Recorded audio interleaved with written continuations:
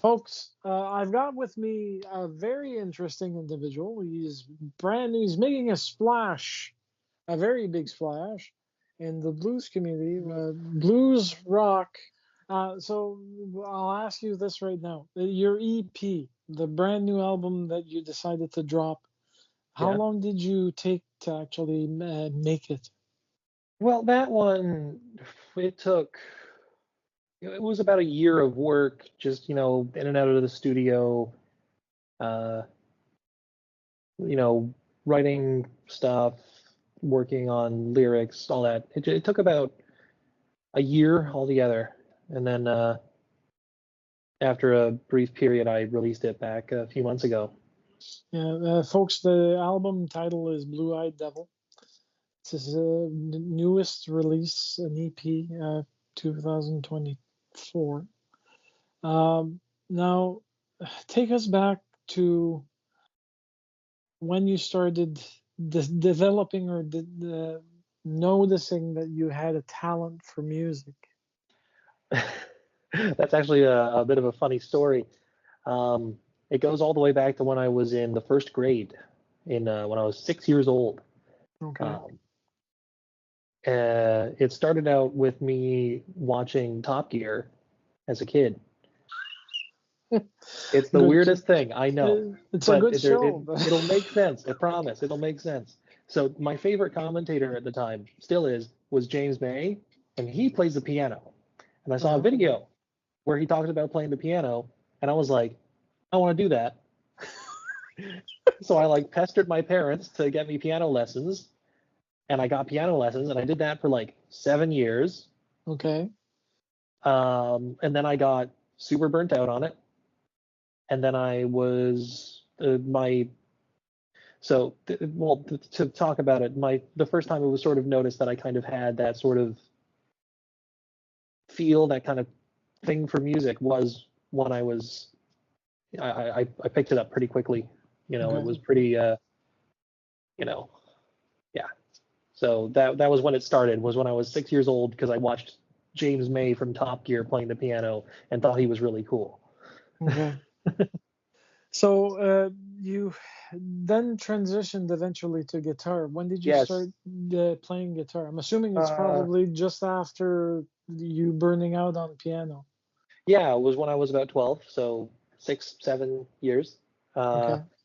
So and then I sort of, piano kind of fell to the wayside. There's a piano back there, but I haven't touched it in ages. And sorry, that's my mother opening the door to my room. Okay. But yeah, I started playing the guitar when I was 12, because I was getting really, really, really, really tired of playing the piano. And my mom gave me an old guitar that she had, because she used to play. And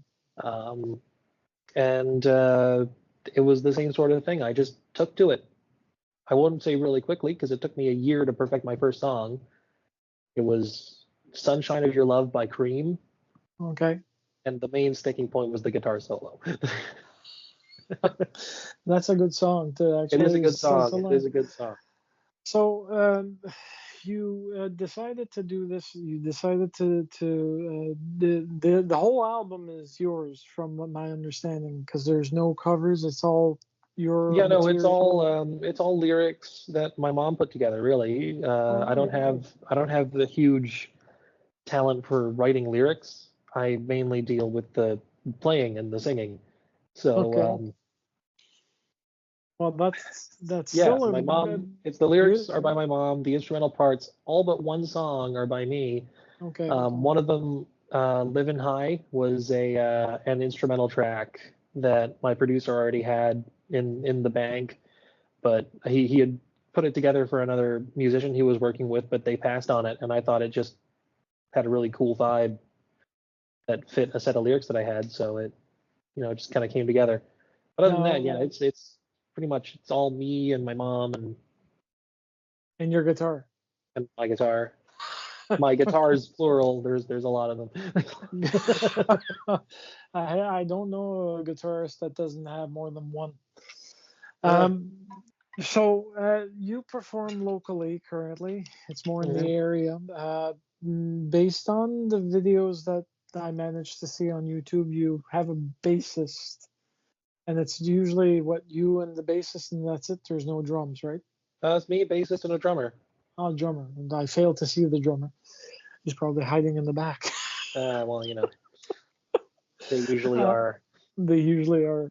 Uh, as things go, do you have time for hobbies? Oh yeah. I mean, I'm not usually playing more than one show a week. It's actually been a pretty good string of shows lately. Okay. At these really cool places in the area. Like there's this brewery and everything. I played at one of their locations and they were like, "Do you want to play everywhere else?" And I was like, "Sure." So I played at one of them 2 weeks ago and last week, and I'm playing at one this Friday in Toronto. Um, Old Flame Brewing Company. Yeah. Uh, so that's it's fun. Um, but I mean, I have a day job. It's like very heavily part time, but I have time for hobbies here and there. Yeah.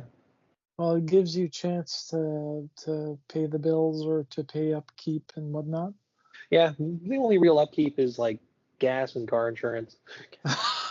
I love my parents, so. Yeah. Now, I understand that you were looking to finish, and this is probably you probably already finished, because after 2019 you were looking to finish your I want to say masters in jazz theory. I was thinking, well, for a long time, I was really, really, because the whole thing that made me want to do this as my career was I saw one of the bands from Humber College play at my high school. Hmm. And there was just something about the vibe in that room at the time and the joy that all the people in that band seemed to be taking to the performance that it was something that I decided I wanted to chase and make a living out of, Okay. playing music. But and then I was like, oh well, I guess I should go to Humber and I should do this, that, and the other. And then and the pandemic happened, right? And over the course of the pandemic, there was a lot of sort of bureaucratic stuff at that school with regards to the performing arts programs that they have. Okay. And I decided that I am going to forego, I'm not going to college, at least right now. Okay. Um, there are Well, options that I'm considering with regards to that, but I'm not looking at any degree programs right now. okay. So that's on the back burner for the moment. It is. I'm more on just, you know, working on the music thing. You know, it's something that I'm really, really, really, really sort of intent on doing. Okay. Well, eventually we'll see you move laterally in regards to going to other provinces to tour. Well, hey, hopefully. I've That's not. never, I can't say I've ever been outside of this province. Never left Ontario in my life. Yeah. I So, understand. I understand that Ottawa is a good time. mm, I have a bit of a story about that actually. I was gonna go to Ottawa once. It was Okay. when I was in my school band in grade 9. We Okay. went to this festival, this like competition basically. Hmm. We won, like our school swept the gold in all the categories that they had. It was really cool. And we were gonna go and compete in the national competition in Ottawa. And then some funding got cut and it didn't happen. I'm still mad about it. More than 4 years later. 5 years. I'm Five still mad years. about it. Okay. Mad. Because I was in grade 9 at the time and I could have gone to Ottawa. It would have been the furthest away from home I've ever been. Would have been really cool. Didn't happen. Because the money disappeared. Well, that sadly happens. Your base of operations is your parents' house right now, but Yes. in which city are you or town? Oshawa. Oshawa. So Yeah. it's not too far, but it's far enough, anyways.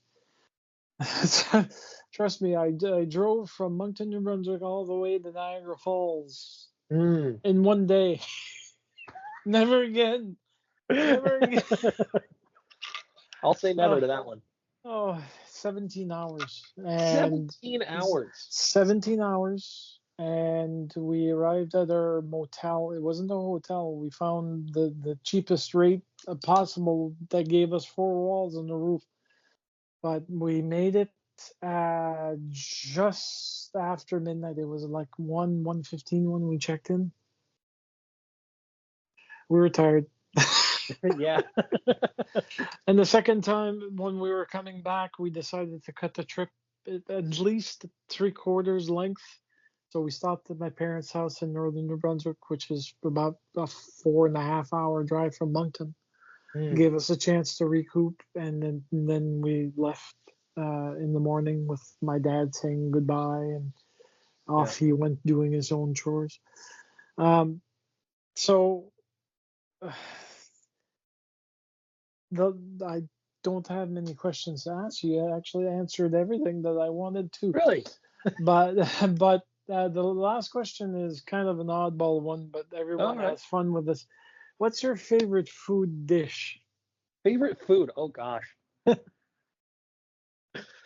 Ah. For the longest time, I would have just immediately said pizza. But there's been some kind of shakeups in that recently. I've been cooking more, been trying new places. That's tough.